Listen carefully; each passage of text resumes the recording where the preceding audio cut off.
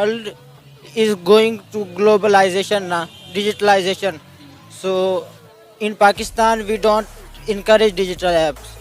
We say that we transact hand to hand cash which is unsecure. ये बहुत ज़्यादा risky होता है, बड़ी ट्रांजैक्शन कैश टू कैश. पहले इंडिया में इंटरनेट फ्री हुआ करता था, लोगों को 2 GB फ्री में इंटरनेट दिया करता था, और यहाँ पे जब 200 के भी स्पीड आती थी, जबकि दुनिया में 5G भी लॉन्च हो चुकी है. तो ट्रांजैक्शन के हिसाब से इंडिया बहुत आगे निकल गई. ऐसी अब जो छोटे छोटे शॉपकीपर्स हो गए वो भी यूज़ कर रहे हैं, और ठेले वाले भी आप हो गए इंडिया में, वो भी वही ऐप्स यूज़ कर रहे हैं. यहाँ पे हमारे अपने ही क्राइसिस इतने हैं कि हम बात ही नहीं कर सकते कि हम लोगों को अवेयर करें कि नहीं जी आप टेक्नोलॉजी में आए हैं, ठीक है, ये बहुत आपके लिए सेफ है. लोग यहाँ पे डरते हैं, लोग कहते हैं कि नहीं यार ये फ्रॉड हो सकता है. जी, इंडिया तो पहली बात टेक्नोलॉजी में काफ़ी आगे है, और आपका जो सवाल है वो मेरी फील्ड से रिलेटेड है, क्योंकि मैं सॉफ्टवेयर इंजीनियर भी हूँ. तो इंडिया काफ़ी आगे निकल चुके हैं टेक्नोलॉजी के हिसाब से, क्योंकि उन्होंने काम किया है उन पे, उन्होंने यूज़ किया है. अब आप देख रहे हैं कि पहले इंडिया में इंटरनेट फ्री हुआ करता था, लोगों को 2 GB फ्री में इंटरनेट दिया करता था, और यहाँ पे जब 200 के भी स्पीड आती थी, जबकि दुनिया में 5G भी लॉन्च हो चुकी है. तो ट्रांजैक्शन के हिसाब से इंडिया बहुत आगे निकल गई. ऐसी अब जो छोटे छोटे शॉपकीपर्स हो गए वो भी यूज़ कर रहे हैं, और ठेले वाले भी आप हो गए इंडिया में, वो भी वही ऐप्स यूज़ कर रहे हैं. जबकि यहाँ पे किसी अच्छे अब लाहौर में ही आप देख लें, किसी अच्छे एरिया में, कराची को पकड़ लें, काफ़ी मैदान 50% लोगों को पता ही नहीं कि ऑनलाइन ऐप्स यूज़ कैसे करते हैं, क्या होती है, पेमेंट कैसे करते हैं. काफ़ी ऐसे मॉल्स वगैरह में आप जाएँ जहाँ पे ऑनलाइन पेमेंट भी नहीं होती. तो ये बहुत ज़्यादा इशू हमें फेस करना पड़ता है. जबकि मैं खुद इंटरनेशनल क्लाइंट के साथ काम करता हूँ, तो पेमेंट रिसीव करने में भी काफ़ी मसले आते हैं. जैसे कि आप पेपाल पकड़ ले, दुनिया का पहला नंबर फर्स्ट पे है पेमेंट ट्रांजैक्शन के हिसाब से, वो पाकिस्तान में नहीं है. पाकिस्तान में अगर आना भी चाहे तो पहले ये बात ये करते हैं कि पहले टैक्स कितना आप देंगे, ये कर, पहले आप उनको पाकिस्तान में लाएं तो सही, पहले ये मसले तो सॉल्व करें, फिर बात आती है बैंक वाले क्रेडिट कार्ड वगैरह की. अगर हम अपना बैंक अकाउंट किसी इंटरनेशनल किसी कंपनी के साथ अटैच करते हैं, तो जो पेमेंट हम रिसीव करते हैं उसमें काफ़ी मसले आते हैं. कभी कभार पेमेंट फंस भी जाती है, और जब सपोर्ट पे कॉल करो तो वो 2-2 घंटे तक कॉल लगी रहती है, कोई उठाता नहीं है. कोई अगर कॉल उठाए वो कहता है कि मसला आप सॉल्व कर लेंगे, लेकिन काफ़ी दिन तक वो सॉल्व नहीं होता. जबकि ये ऐसे मसले हैं जो शायद 1-2 घंटे तक सॉल्व होनी चाहिए. इंडिया की जो UPI ऐप है, इस तरह की कोई ऐप कभी पाकिस्तान में लॉन्च करने की कोशिश की गई है, या कोई ऐसी ऐप जो भी काम कर रही हो? नहीं, मेरी नॉलेज में तो नहीं है कि उस लेवल की कोई ऐप पाकिस्तानी आवाम ने बनाई हो कि जो डिजिटल ट्रांजैक्शन करे. ऐसी कोई ऐप मेरे नॉलेज में तो नहीं है कि पाकिस्तान ने कभी लॉन्च की हो. बल्कि पाकिस्तान को चाहिए कि ऐसे स्टेप्स ले IT की फील्ड में ना, जितने डेवलपर्स हैं उनको चाहिए कि वो ऐसे स्टेप्स लें, ऐसी ऐप्स बनाए ताकि पाकिस्तान तरक्की कर सके, दुनिया के साथ कम्पीट कर सके. हमें चाहिए कि हम मुल्क बाकी दुनिया के शाना बशाना चलें. पाकिस्तान में आज तक कोई भी एक ऐसी ऐप लॉन्च नहीं की गई. यहाँ पर देखें, डिजिटल ट्रांजैक्शन का कोई कॉन्सेप्ट ही नहीं है लोगों के दिमागों में. इवन के अभी तक यहाँ पर कैश इतना ज़्यादा यूज़ होता है, इवन के लोग छोटी छोटी अमाउंट निकालने के लिए बार बार ATM के चक्कर निकालते हैं, और अक्सर या तो उनकी अमाउंट ATM में फंस जाती है, या ट्रांजैक्शन होती नहीं है, या फिर उनके साथ कोई हादसा पेश आ जाता है. बिल्कुल ऐसी बात है. अभी रिसेंटली मेरे साथ एक सीन हुआ था कि मैंने ट्रांजैक्शन की थी जेज कैश के थ्रू. अच्छा, ट्रांजैक्शन आगे पहुंची नहीं थी, और मैंने जब उन्हें कॉल की, वो कहते हैं कि ट्रांजैक्शन फंस गई है, ये आपको 15 दिन तक क्लियर हो जाएगी. अब 15 दिन तक मैंने कोई इंपॉर्टेंट ट्रांजैक्शन करनी हो और बैकएंड में मेरे पास पेमेंट ना हो, तो मैं क्या करूं? मैं वेट तो नहीं कर सकता 15 दिन. मतलब इतना स्लो है. मैंने उन्हें कहा कोई सिस्टम आप बना ले कि आप कोई जल्दी एक सिस्टम सॉल्व कर ले. अगर आपके पास बग है सिस्टम इस तरह का तो आप सॉल्व कर ले. वो भी उन्होंने नहीं किया, फिर वेट ही करना पड़ा. तो इंडिया की UPI ऐप ने इस साल, जो पिछला साल गुजरा है 2022 दिसंबर में, अपना भी रिकॉर्ड तोड़ दिया है. इतनी ज़्यादा ट्रांजैक्शन की गई हैं, ऑलमोस्ट 12.82 लाख करोड़ ट्रांजैक्शन की गई है UPI के ज़रिए. क्या कहेंगे आप इस हवाले से कि इंडिया ने जो है अपने आप को इतना ज़्यादा जो है वो डिजिटलाइज कर लिया है?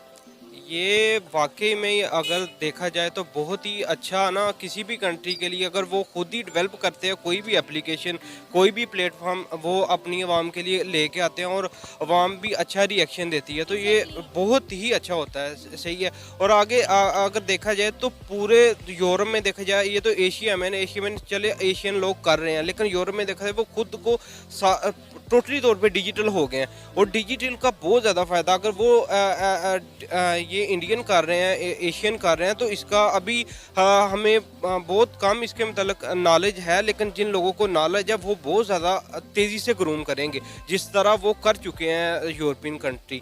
इससे अब देखें ना, ट्रांजैक्शन कोई भी कर रहा है, अब पूरे इंडिया में वो मुतारफ़ करवा दी है एप्लीकेशन। आप और बाहर की कंट्रीज भी उससे चाह रही हैं कि हम अपने मुल्क में ये ऐप यूज़ करें। जी जी, ऐसे ही है। चाइना में भी एप्लीकेशन, वो अब नेट कैश का तो टाइम ही ख़त्म हो गया। इसमें थेफ्ट के अच्छे भले प्रॉब्लम होती है थेफ्ट की। अब कराची में देख ले, बंदा सोच सकता है कि अब अपने साथ 10,000 ही लेके जाए, उसी जगह पे आपकी एप्लीकेशन में अगर आपने किसी को देने हैं, उसके पास भी एप्लीकेशन है, आपने जस्ट एक कोड याद रखना है, उसके ज़रिए आपने ट्रांजैक्शन कर ली, आप महफूज है।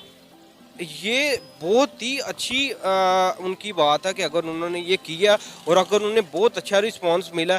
अब हमारी तरफ देख लीजिए, जायज़ कैश, इजी पैसा, ऐसी वैसी एप्लीकेशन किया और ये भी काफ़ी ज़्यादा अच्छा रिस्पांस मिल रहा है पाकिस्तान। आपको इंडिया की इस यूपीआई ऐप ने जिस तरह अपनी जगह बनाई है और बहुत सारी कंट्रीज इसको यूज़ करना चाह रही है, क्या कहेंगे कितनी बड़ी कामयाबी है यूपीआई ऐप की कि हर साल मतलब कुछ महीनों बाद वो अपना रिकॉर्ड खुद ही ब्रेक कर देती थी, बड़ी तादाद में ट्रांजैक्शन की जाती है यूपीआई के ज़रिए।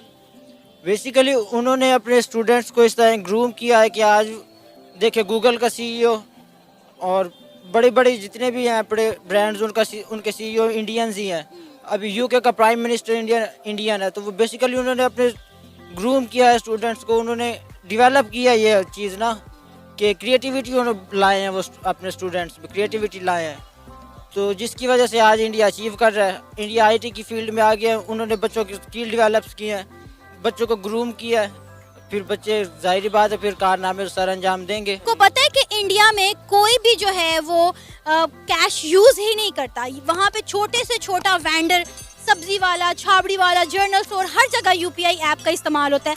लेकिन पाकिस्तान में मुझे नहीं लगा, मैंने अभी तक कहीं पर इतना ज़्यादा इन चीज़ों का यूज़ देखा ही नहीं है। ऐसे ही है ना, असल में पहली बात तो एक तो इन्फॉर्मेशन नहीं है, बहुत ज़्यादा नॉलेज नहीं है लोगों को, और जो स्टूडेंट है उन्हें है वो इस तरीके के इस्तेमाल करते हैं एप्लीकेशंस, अब जायज़ कैश और दूसरा। लेकिन इंडिया में ये ऐसा सीन है कि उनके जो मिनिस्टर्स हैं वो भी इस चीज़ को ना फ़रोग दे रहे हैं कि नहीं आप करो, डिजिटल हो, इससे बहुत ज़्यादा आपको फ़ायदा होगा। अब वहाँ पे रेडी वाले भी यूज़ कर रहे हैं, तो कैसे रेडी वाले को पता चला? वो तो अनएजुकेटेड है, उससे तो नहीं पता चलना। लेकिन मेन ये है कि आपकी न्यूज़ में आ रहा है कि भाई आप डिजिटल हो, ठीक है, इससे बहुत ज़्यादा फ़ायदा होगा। कैंपेन्स लॉन्च की होगी, लोगों को अवेयर किया होगा इस हवाले से, ताकि हर बंदे को पता चले कि आपने इस तरह से। अब यहाँ पर देखें, गन पॉइंट पे कोई भी आता है, किसी को भी लूट कर चला जाता है, कोई भी यहाँ पे महफूज नहीं है। ऐसे ही है। ये पाकिस्तान की सिचुएशन बहुत ही ज़्यादा हॉरिबल है, बंदा इमेजिन भी नहीं कर सकता। अब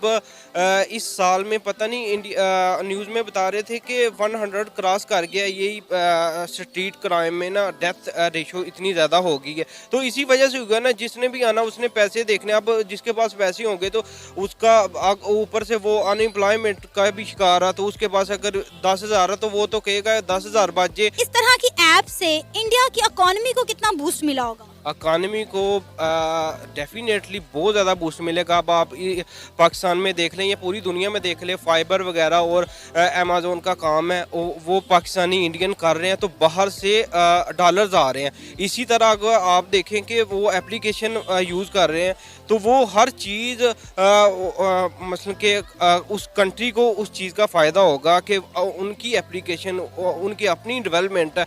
अब देखें को गूगल का सीईओ भी वो। टेक्नोलॉजी की बात की जाए तो इंडिया बहुत ज़्यादा पाकिस्तान से आ गया, बहुत ज़्यादा। और यहाँ पे पाकिस्तान में इस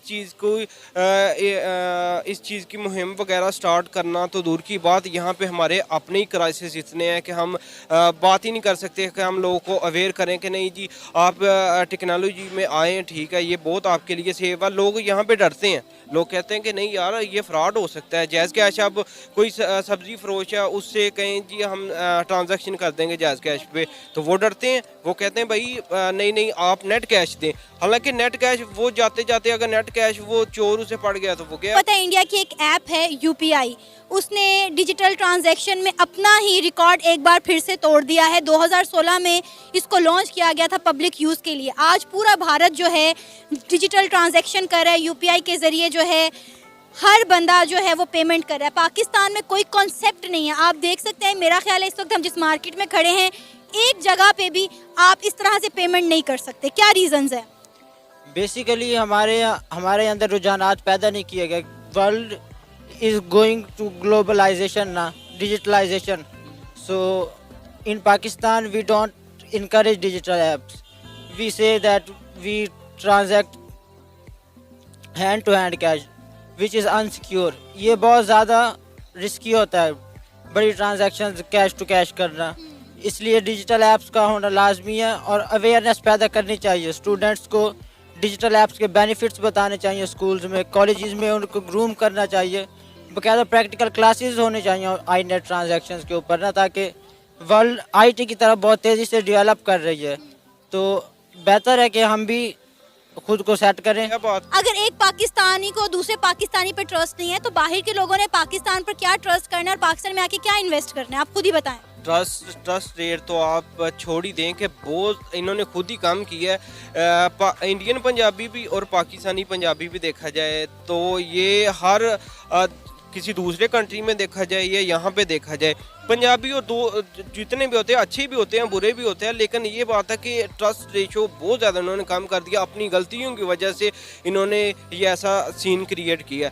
तो इन्हें खुद एक अतमाद बनाना चाहिए और हमें मेन ये बात है कि हमें कोई लीड करने वाला अगर अच्छा मिल जाए, वो भी अब हमारे हुक्मरानी वो अतमाद वाले नहीं है, तो कैसे लोग अपने आप में अपनी कम्युनिटी में अतमाद पैदा करेंगे जब पता है कि हमें लीड करने वाला ही अतमाद में नहीं है, वो करप्ट है, करप्शन में मुलव्वस है। तो वो किस तरीके से अब अतमादी लोग हर कोई यही सोचेगा कि नहीं हम अब वो करप्शन कर रहे हैं, हम भी करते हैं। आपको पाकिस्तान में इस तरह से क्यों ग्रूमिंग नहीं हो रही हमारी यूथ की?